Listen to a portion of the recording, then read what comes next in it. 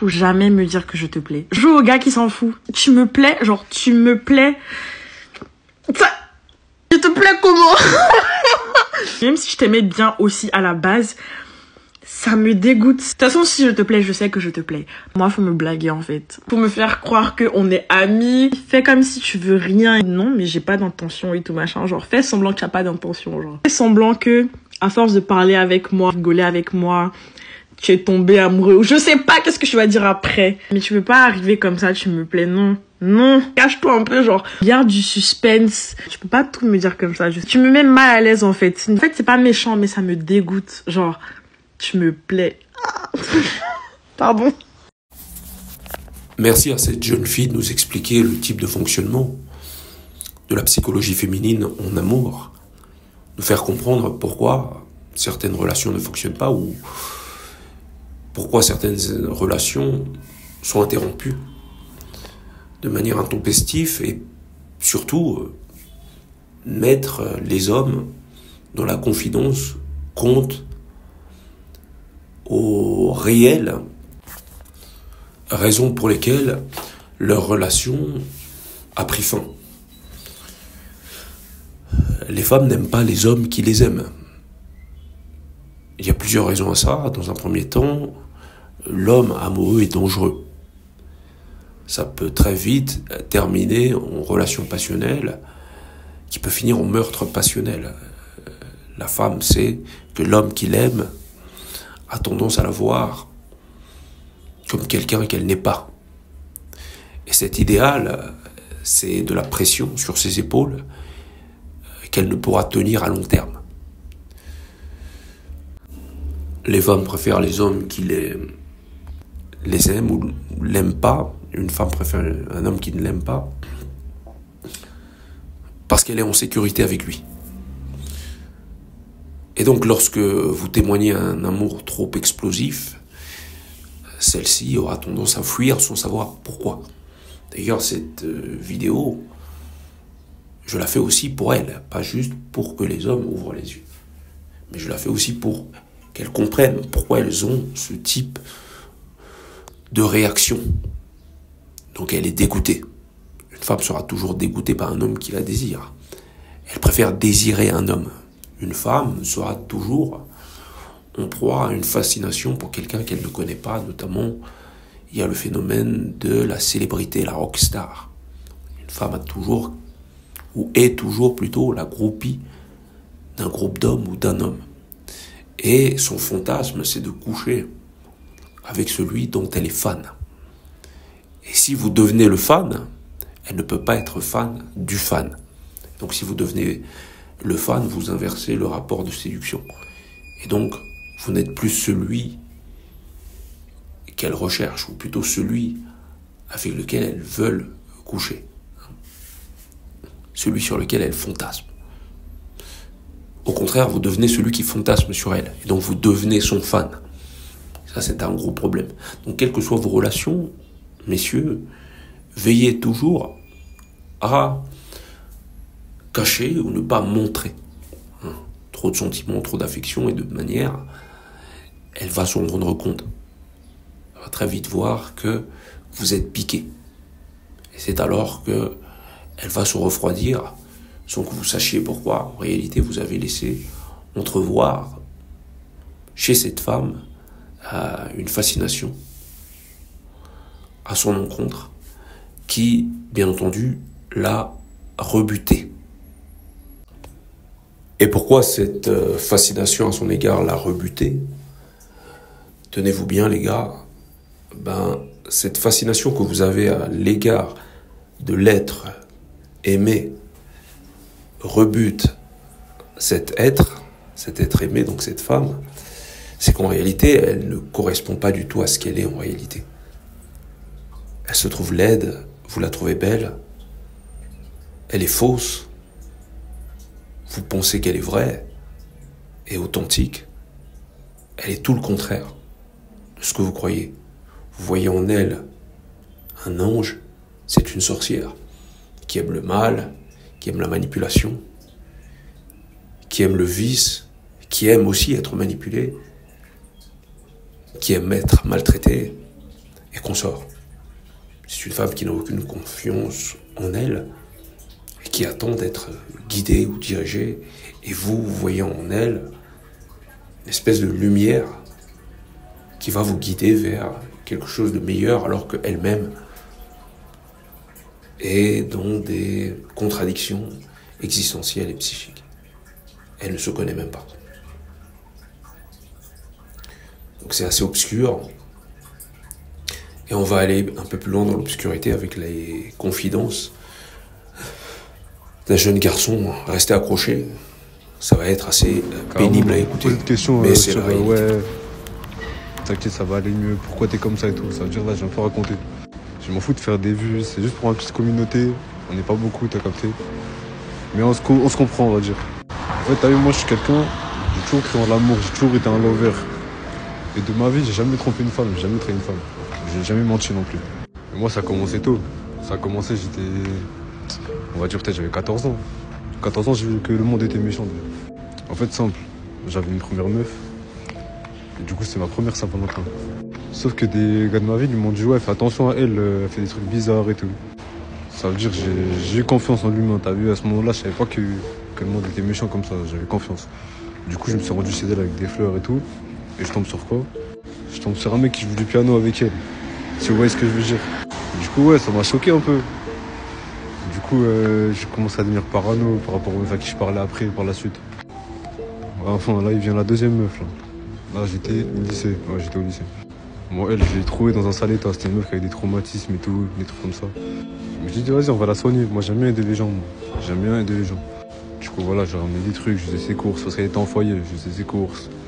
Je passe un peu d'argent, alors que moi-même, j'avais pas d'argent à ce moment-là. J'avais pas beaucoup d'argent, j'avais pas beaucoup de vêtements. Et c'est ma mère qui me passait mes vêtements. Et cette fille-là, elle faisait que parler mal de son ex. Et ça, petite parenthèse, si votre meuf, elle parle trop mal de votre ex, méfiez-vous aussi. Et il vient un jour, c'était au bout de peut-être du 6e mois ou 7e mois, je sais plus, de la relation, où je crois son ex dans sa ville.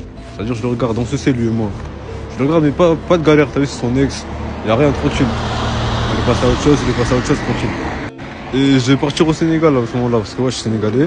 Je vais partir au Sénégal à l'aéroport et tout. Sauf que je sens un truc bizarre, je le sens mal. Il y a un truc, mon inconscient me dit, en ce moment, ma meuf, elle est bizarre. Du coup, j'ai dit, ouais, qu'est-ce qui se passe en ce moment? Je te sens un peu différent. Elle me dit, non, il n'y a rien, tu te fais des films et tout. Et le lendemain, quand je devais partir à l'aéroport, carrément, j'étais à l'aéroport pour partir. Elle m'envoie un message, elle me dit, ouais, mon ex, il m'a cambriolé. Je me dis, comment ça se fait que son ex, il a cambriolé, alors qu'à ce moment-là, elle était plus en foyer. À ce moment-là, elle avait déménagé. Donc ça veut dire qu'elle avait son propre appartement. Pourtant, on était jeunes, on avait 16 ans. Ouais, 16 ans. Et moi, je me suis dit, en premier temps, comment son ex, il connaît son adresse? Et elle me répond, elle me dit, ouais, peut-être il m'a suivi, je sais pas. Donc moi, je me suis dit, c'est un peu bizarre parce que il a su jusqu'à son BAT, il a le code de son BAT, il sait son étage, il sait sa porte. Et elle a pas remarqué qu'il l'a suivi. Donc d'accord, c'est bizarre. Du coup, je fais quoi? Parce qu'elle me dit, ouais, ton ex, il a pris toutes tes affaires. Parce que j'avais laissé mes affaires là-bas et comme je dis au début, j'avais pas beaucoup de vêtements à ce moment-là. Du coup, j'ajoute sur Snap, je dis, ouais, frérot, tu me fais quoi et tout? T'as vu? Après, là, je dis ça en mode calmement, mais j'étais énervé un peu, je vous mens pas. Du coup, vous êtes pas prêts à ce qu'il va me dire. Il me dit, mais qu'est-ce que tu racontes? Elle m'a offert des vêtements et je dors chez elle depuis 2 semaines. Ça m'a fait boum dans ma tête. Ça m'a fait boum. Et en fait, à ce moment-là, je fais genre que j'ai pas parlé avec lui. Je lui dis, ouais, c'est bizarre, il me répond pas et tout. Je lui dis ça. En fait, je veux rentrer dans son mensonge. Là, elle me dit, je lui dis, ouais, t'es où? Je vais t'appeler, tout ça. Elle me dit, ouais, je suis pas là, je suis fatigué un peu, j'ai envie de dormir. En gros, elle me dit, pas je suis pas là, mais elle me dit, elle a envie de dormir.